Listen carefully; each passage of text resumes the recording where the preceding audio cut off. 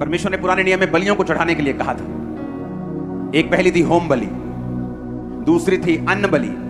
कितनों को याद है ये बलियां? नहीं याद? आप जानते हैं परमेश्वर की इच्छा है कि वो आपको आपकी प्रार्थनाओं का उत्तर दे। वो आपकी जो आप मांग रहे हो, परमेश्वर मेरी रिपोर्ट नॉर्मल हो, ये रसौली गायब हो, ये रोग गायब हो, ये पेट का रोग गायब हो, परमेश्वर मेरा पति मेरी बात सुने, मेरी वाइफ मेरी बात सुने, मेरा बच्चा मेरी बात सुने, मेरा फाइनेंस, मेरा कर्जा। परमेश्वर आपको इन प्रार्थनाओं के उत्तर देना चाहता है। मालूम, परमेश्वर देना चाहता है आपको। अब लिंक कहां खराब है, कहां प्रॉब्लम है? जब हम होम बलि के बारे में पढ़ते हैं, उसको हम अपनी स्क्रीन पे पढ़ेंगे, उस वचन को, लेवी व्यवस्था के वचन को। पहला, यहोवा ने मूसा को बुलाकर मिलाप वाले तंबू में उससे कहा, इजराइलियों में यदि कोई मनुष्य यहोवा के लिए पशु का चढ़ावा चढ़ाए तो उसका बलि पशु गाय बैल और भेड़ बकरियों में एक का हो। वह गाय बैलों में से उसे होम बलि करे तो निर्दोष नर मिलाप वाले तंबू के द्वार पर चढ़ाए कि यहोवा उसे ग्रहण करे। इस वचन को आप पढ़ते हैं तो इसमें बड़ी समझने वाली एक बात है। पुराना नियम इसलिए बनाया गया था ताकि नए नियम में जब जीसस क्राइस्ट की कुर्बानी के बाद तुम लोग इसे पढ़ो तो तुम उसका आत्मिक मतलब समझो।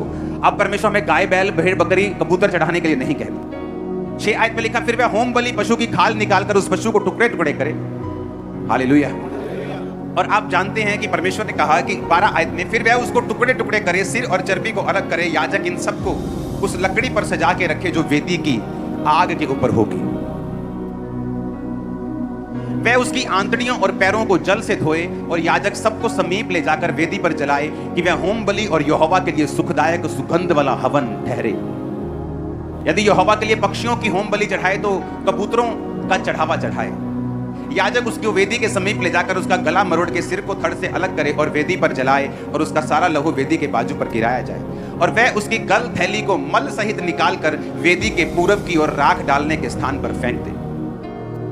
जब आदम और हवा ने पाप किया तो बाइबल कहती, जब आदम और हवा ने पाप किया तो परमेश्वर ने एक भेड़ की कुर्बानी देके उनको चमड़े के अंग रखे पहना दिए। तो परमेश्वर जब इंसान से अपने प्यार को दर्शाता है तो वो कुर्बानी करता है उस भेड़ की, जो आने वाले समय में जीसस क्राइस्ट की एक प्रतिमा थी, जीसस क्राइस्ट का एक प्रतिबिंब था कि जो परमेश्वर हमारे लिए करने वाला था। जब कुर्बानी की बात होती थी तो कुर्बानी इसीलिए होती थी ताकि परमेश्वर और इंसान जो हैं वो करीब आए। होम बलि का मतलब ये था कि जब तुम किसी पशु को चढ़ाओगे तो उसे कंप्लीट चढ़ाओगे, पूरा चढ़ाओगे उसे, और उसकी आंतड़ियों को धोवोगे। आंतड़ियों में क्या होता है? पशु की आंतड़ियों को खोलोगे, क्या निकलता है उसमें? गोबर निकलता है। तो परमेश्वर ने कहा उसे गोबर सहित मत चढ़ाना, उसकी आंतड़ियों को पहले साफ करना, पानी के साथ उसकी आंतड़ियों को धोकर उसके गोबर को निकाल देना और उसके पांवों को धोना। पांव में क्या लगा होता है? गोबर लगा होता है। जानवर के पांव में अगर देखेंगे तो आपको गोबर लगा मिलेगा। तो परमेश्वर ने कहा जब मेरे पास तुम होम बलि लेके आना, जिसे इब्रानी में कुर्बान कहते हैं, कुर्बानी कहते हैं, और जिसमें इंग्लिश में बर्न्ट ऑफरिंग कहते हैं और हिंदी में उसे होम बलि कहते हैं। एक ऐसी बलि जो पूरी की पूरी परमेश्वर चाहता है आपके साथ एक रिश्ते को कायम करने के लिए। और उसके बाद परमेश्वर ने कहा अगर वो कबूतर हो तो उसकी गल थैली को निकाल के मल सहित फेंक देना, उसके मल को मत चढ़ाना, उसके गोबर को मत चढ़ाना। तो परमेश्वर ने कहा जब एक ऐसी कुर्बानी मेरे पास आएगी तो मैं उसको ग्रहण करूंगा सुगंधदायक ग्रहण योग्य बलिदान के रूप में। आज जब आपकी प्रेयर्स जिस शरीर से, आपके शरीर से जिस निकलती हैं, क्या वो साफ है या गंदा है? आपका स्पिरिचुअल शरीर में बात कर रहा हूं, आपका स्पिरिचुअल आदमी, स्पिरिचुअल मैन जो आपके अंदर रहता है। जब परमेश्वर ने होम बलि की डिमांड की तो कहा मल नहीं चाहिए, गोबर नहीं चाहिए लगा हुआ, पैरों को धोना, तो तुम उसकी आंतड़ियां भी धोना और फिर मेरे पास लेके आना, क्योंकि होम बलि अगर तुम गंदी चढ़ाओगे तो तुम्हारी जो बलि होगी वो कबूल नहीं होगी। आज जब इस शरीर से, आज जब इस वेदी से, आज जब इस बॉडी से जो किराए का मकान है आपको दी गई है, आप परमेश्वर को प्रार्थना करते हो, आप परमेश्वर को कोई बलि देते हो, कुछ बोलते हो, तो आपको यह ध्यान होना चाहिए कि जहां पर गोबर होगा, गंदगी होगी, पाप होगा, परमेश्वर उस बलि को ग्रहण नहीं करेगा। क्यों एक पास्टर संघर्ष करे? क्यों एक विश्वासी संघर्ष करे?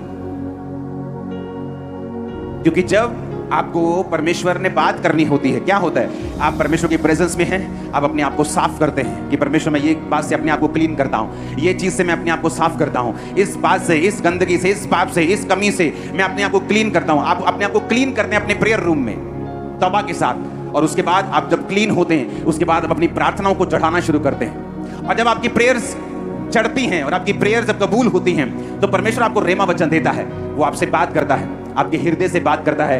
आप अगर एक क्लोज खुदाबंद के सेवक हैं, वो आपसे बोलकर बात करता है। आप एक विश्वासी हैं, वो आपके दिल से बात कर सकता है। और जब वो आपके दिल से बात करता है, वो आपसे बात करता है कि ये करना है, इस तरह से करना है, सेवकाई में इस तरह से लेके जाना है। और उसके बाद जैसे ही आप उस चीज को फॉलो करने लगते हैं, आप देखते हैं कि आपकी लाइफ में रिजल्ट आ रहा है, सेवकाई में रिजल्ट आ रहा है, आपके फाइनेंस में रिजल्ट आना शुरू हो गया है, आपके पर्सनल लाइफ में रिजल्ट। क्यों? क्योंकि अब आपने जो होम बलि चढ़ाई है, होम बलि मतलब फुल पूरा का पूरा परमेश्वर को देना, बर्न्ट ऑफरिंग और जला देना। अगर सूर्य की तरह चमकना है तो सूर्य की तरह जलना भी सीखना होगा। ठंडे रह के तुम चमक नहीं सकते और अपनी रोशनी को पहुंचा नहीं सकते। और बाइबल कहती है, परमेश्वर ने कहा, जब आपका शरीर एक ऑफरिंग है, अभी परमेश्वर आपके भेड़ों को, बैलों को और बकरों को अब नहीं मांग रहा, आपका शरीर एक ऑफरिंग है। आप जा रहे हैं, आप व्यभिचार का मौका मिलने पर अपने शरीर को कंट्रोल करते हैं, काबू में रखते हैं, ये एक ऑफरिंग है परमेश्वर के सामने। आप सैक्रिफाइस करते हैं अपनी इच्छाओं को, ये एक ऑफरिंग है। आप प्रेयर में बैठते हैं, ये एक ऑफरिंग है। आप अपने आप को काबू में रखते हैं, ये एक ऑफरिंग है। आप अपने आप को क्लीन रख के जब आप परमेश्वर के सामने फिर प्रार्थनाओं को चढ़ाएंगे, वो आपसे बात करेगा। अब बात क्यों नहीं करता? क्योंकि अगर हम अपनी ऑफरिंग्स को मल सहित चढ़ाएंगे, गोबर सहित चढ़ाएंगे, तो परमेश्वर के सामने वो कबूल नहीं होती। परमेश्वर ने कहा, जब तुम ऑफरिंग चढ़ाओ तो उसकी आंतड़ियों को साफ कर लो, पहले उसके गोबर को सब निकाल दो, उसके पैरों को साफ करो, पानी से धो, और फिर उसको टुकड़े टुकड़े करके सजा के रखो। पहली ऑफरिंग जो परमेश्वर आपसे चाहता है वो आपका शरीर है, वो आपकी इच्छाएं हैं, आपकी मर्जियां हैं, आपका पाप है, आपकी इच्छाएं हैं, आपके शरीर के काम हैं, जो परमेश्वर चाहता है आप उसे चढ़ाकर, उसे सैक्रिफाइस करके, अपने शरीर को एक लिविंग सैक्रिफाइस बना के, एक जीवित कुर्बानी बना के, अपने अंगों को धर्म का हथियार होने के लिए सौंप कर जब आप परमेश्वर से मांगेंगे, वो आपको देगा, वो आपको देगा। आप मांग के देखना। ऐसे आज क्यों यूथ संघर्ष कर रहा है? क्यों वो छोटी छोटी बातों के लिए संघर्ष कर रहा है? एक तरफ वो प्रार्थना कर रहा है और दूसरी तरफ अपनी गर्लफ्रेंड से रात को बातें कर रहा है। एक तरफ से वो चर्च आ रहा है और दूसरी तरफ से वो ब्लू फिल्में देख रहा है। इसीलिए वो स्ट्रगल कर रहा है, क्योंकि इसीलिए जब वो कुर्बानी देता है, उसकी कुर्बानी क्लीन नहीं है, उसकी कुर्बानी में गंद मिला हुआ है, डर्ट है, मिट्टी है, मल है, गोबर है, उस गंदगी है। और बाइबल कहती है परमेश्वर के सैक्रिफाइस को जब हम नियम से नहीं चढ़ाएंगे तो वो कभी भी कबूल नहीं होंगे। परमेश्वर ने कहा, कैन तेरी ऑफरिंग को मैं कबूल नहीं कर सकता। क्यों? ये नहीं कि उसने गलत एनिमल चढ़ाए थे या कमजोर एनिमल चढ़ाए थे। परमेश्वर ने कहा, बलिदानों के चढ़ाने से भी उत्तम ये है कि तुम यहोवा की आज्ञाओं को मानो। आप जब अपनी इच्छाओं की, अपने पापों की कुर्बानी दे चुके होते हैं, आप चाहे गाड़ी में जा रहे हैं, आप रोड पे चल रहे हैं, आप परमेश्वर के साथ एकदम कनेक्टेड हैं, आप अपने बच्चों से बात कर रहे हैं और दूसरी तरफ से आप परमेश्वर से कनेक्टेड हैं अंदर से, और आप प्रभु से मांग रहे हैं, प्रभु से पूछ रहे हैं, प्रभु के साथ आप एक रिलेशन को मेंटेन कर रहे हैं, आप प्रभु से बात कर रहे हैं, आप प्रेयर कर रहे हैं, और सडनली परमेश्वर का आत्मा आपसे बात करते हैं और वही छुटकारा होता है। हालेलुया। एक औरत अपने पास्टर के पास गई, कहती, पास्टर जी बहुत जरूरी काम है, आ जाओ। गई, चली गई, कहती एक प्रेयर करनी है, मेरी बेटी मर जाए, क्योंकि वो वैश्या है। तो मेरे ही हस्बैंड के दोस्त और मेरे बेटों के दोस्तों के साथ वो रहती है, हमें बहुत एम्बैरेसमेंट, शर्मिंदगी फील होती है, तो मैं प्रेयर करवाने आई हूँ वो मर जाए। क्योंकि जब एक विश्वासी परमेश्वर के साथ कनेक्टेड नहीं होता, उसे मालूम नहीं होता कि मैं अपनी जिंदगी की इस सिचुएशन में किस तरह से इसको हैंडल करूं। वो कभी कभी शरीर से हैंडल करता है, कभी गुस्से से हैंडल करने की कोशिश करता है, कभी संसारिक रीति रिवाजों से हैंडल करने की कोशिश करता है। लेकिन हम ये भूल जाते हैं कि जहां कहीं परमेश्वर का आत्मा है वहां आजादी है। अगर हमें रियल डिलीवरेंस चाहिए तो हमें वो आवाज चाहिए जो आत्मा हमें दे, जो पवित्र आत्मा की ओर से हो। वो पास्टर परमेश्वर के साथ जुड़ा हुआ था, वो स्वर्ग में है, जो परमेश्वर ने उससे कहा कि इसको बोल कि दर्शन देखे, घर जाए प्रेयर करे, दर्शन में देखे कि इसकी लड़की ने व्हाइट कपड़े डाल के प्रीचिंग करनी स्टार्ट की है, तौबा कर ली। रोज घर जाती थी, वो रोज घर बैठ के प्रार्थना करती थी। जब घर गई तो एक विजन देखती थी कि परमेश्वर मैं तेरा धन्यवाद करती हूँ, और प्रेयर करने लगी अपनी बेटी के लिए कि उसकी लाइफ बदल रही है। एक दिन दरवाजे पे नॉक नॉक होता है, वो जाती है, वही बेटी खड़ी होती है रोती हुई। उसने कहा मैं सुसाइड करने के लिए जा रही थी, लेकिन मेरे दिल में आया कि तू एक बार अपनी माँ से मिल ले, उसके बाद फिर तू देखना, अगर तुझे एक्सेप्ट करेगी ठीक है, नहीं तो फिर तू सुसाइड कर लेना। कहती पता नहीं कौन सी ऐसी चीज थी जो मुझे खींच के वापस घर लेके आई, और उसे मालूम नहीं था उसकी माँ आत्मा में चली गई है, अब प्रेयर कर रही है, अब डांटने की बजाय, रोने की बजाय, लड़ने की बजाय उसने प्रार्थना शुरू की है। हालेलुया। पास्टर्स लोग अपनी कलीसिया को हैंडल करते हैं शरीर में हैंडल करते करते वो इतना खींच जाते हैं और कई पाप पे चले जाते हैं, लेकिन आपको पता नहीं होता, क्योंकि हर एक चीज के लिए परमेश्वर ने एक सिस्टम बनाया है। उसी आत्मिक सिस्टम से जब हम उन चीजों को हैंडल करते हैं, हम बरकत पाते हैं। आप जब अपने शरीर को लिविंग सैक्रिफाइस करके सौंप देंगे, आपको मालूम होता है कि आपने अपनी इच्छाओं की सैक्रिफाइस की है, आपने पाप को समय नहीं दिया, आपने पाप को अपना शरीर नहीं दिया। जब आपका शरीर एक सैक्रिफाइस बन जाता है, एक बलिदान बन जाता है, तब आप जो कुछ भी चढ़ाते हैं, आप प्रेयर्स को मांगते हैं, आप खुदा से कुछ मांगते हैं, वो आपको देता है। पहला सैक्रिफाइस जो आपके जीवन को जरूरी है देना, वो है आपका अपना शरीर, अपनी इच्छाएं। आप खुद, जब आपने खुद अपने आप को पूरा परमेश्वर के सामने चढ़ा दिया और गंदगी निकाल कर चढ़ा दिया। इमेजिन करो, आपका बैल, आपका बकरा जो आप चढ़ा रहे हो वो बेस्ट है, दूसरों का 25,000 वाला तुम्हारा स्पेशल है, मोटा ताजा 3 लाख वाला, लेकिन तुमने मल सहित, गोबर सहित चढ़ा दिया, तो परमेश्वर उसे कबूल नहीं करते। मैं MBBS छोड़ के प्रभु की सेवा करूंगा, लेकिन वो सेवा कबूल नहीं होगी, पर अभी भी तुम पाप के नीचे हो।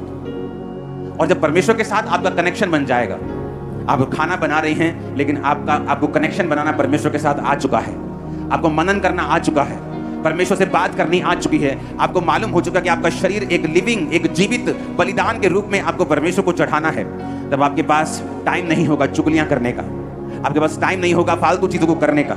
आपको मालूम है परमेश्वर के साथ आपका कनेक्शन बना हुआ है, और जब ऐसा कनेक्शन बिल्ड हो जाता है, मैंने कहा इम्पॉसिबल है कि आप रॉन्ग कैरियर चुन लेंगे। अगर आप स्टूडेंट हैं तो इम्पॉसिबल है कि आप रॉन्ग बिजनेस में चले जाएंगे, इम्पॉसिबल है आपकी सेवा में रिजल्ट नहीं आएगा, इम्पॉसिबल है आपके बच्चे आपके साथ रिजल्ट नहीं देंगे आपकी लाइफ में, इम्पॉसिबल है, क्योंकि आपको हर चीज में मालूम होगा कि परमेश्वर का वचन इसमें क्या कहता है और परमेश्वर का आत्मा इस चीज में क्या कहता है।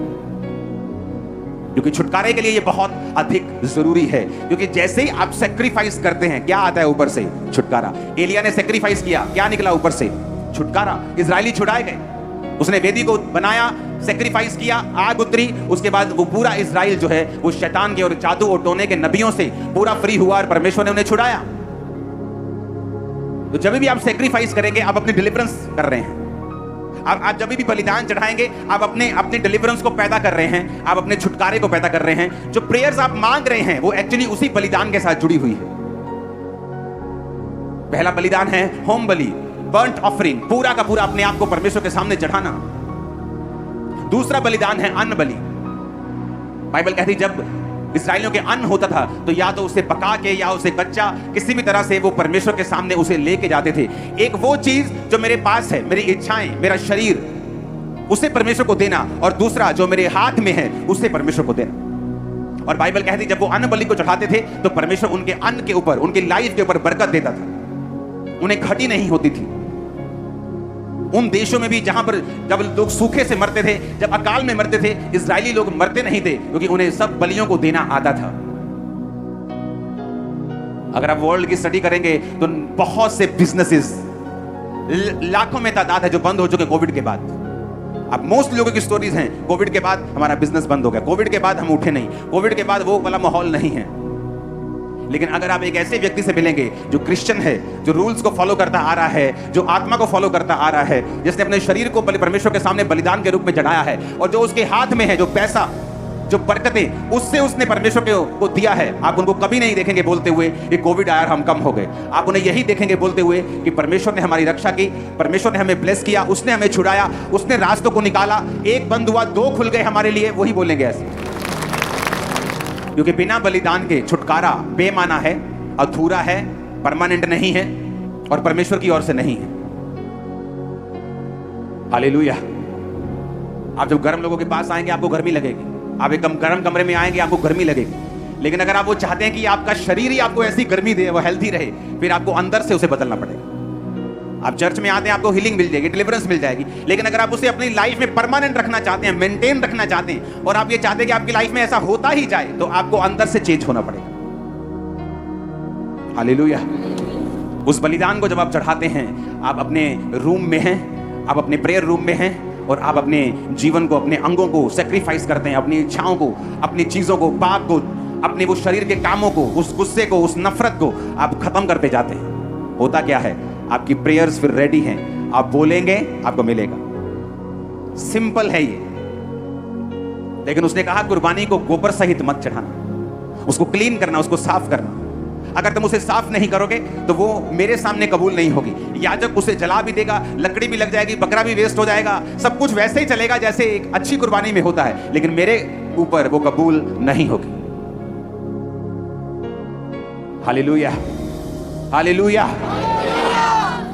एक मोमेंट्स होते हैं जब परमेश्वर आपसे बात करता है, और वो होता है जब आप परमेश्वर के साथ कनेक्टेड होते हैं, आप उसके साथ जुड़े हुए होते हैं, आप प्रेयर में होते हैं, मेडिटेशन में होते हैं, आप अपने जीवन को, अपनी लाइफ को लगातार एक सैक्रिफाइस के रूप में परमेश्वर को चढ़ा रहे होते हैं। वो मोमेंट्स आपकी लाइफ में हों, आपकी सेवकाई के लिए हों, आपकी सेहत के लिए हों, वो ऐसे होते हैं जब परमेश्वर आपसे एक आपके माइंड में, आपके हार्ट में, आपके कान में, आपके लेवल के हिसाब से वो आपसे बात कर जाता है, और वही बात आपके उद्धार का कारण ठहरती। और कई बार वो बात अगर ना हो, आप उसी एरिया में, वही आदमी वही जगह बैठे, आप बरकत नहीं पाते, क्योंकि परमेश्वर ने जब वो आपसे वो बात करता है, वो रास्तों को स्पिरिचुअल रेलम में, क्षेत्र में ओपन कर रहा होता है।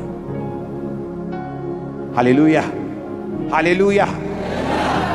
इसलिए सेवकाई की जब शुरुआत हुई तो आपने मुझे कभी किसी मीटिंग्स में फालतू की आपने ज्यादा नहीं देखा हो। 10-15 सेवक इकट्ठे और वहां पे सब एक दूसरे से लड़ रहे हैं और एक दूसरे की खिलाफत कर रहे हैं, एक दूसरे की चुगली, आपने मुझे कभी भी ऐसी जगहों पे नहीं देखा हो। मुझे मालूम था मेरा छुटकारा ऊपर से आएगा, मुझे अपने शरीर को सैक्रिफाइस करके चढ़ाना है, अपना टाइम, अपनी प्रेयर, अपनी फास्टिंग। अगर आपको पाप तंग कर रहा है, आप अपने शरीर को सैक्रिफाइस नहीं कर पा रहे हो, तो फास्टिंग करना स्टार्ट करो। आप जैसी फास्टिंग करेंगे, जैसे रोजा रख के प्रेयर स्टार्ट करेंगे, आप क्या देखते हैं? आप देखते हैं कि वो पाप की ताकत जो आपको तंग कर रही थी वो लूज हो रही है। आप उस शरीर को सैक्रिफाइस करके दे पा रहे हैं।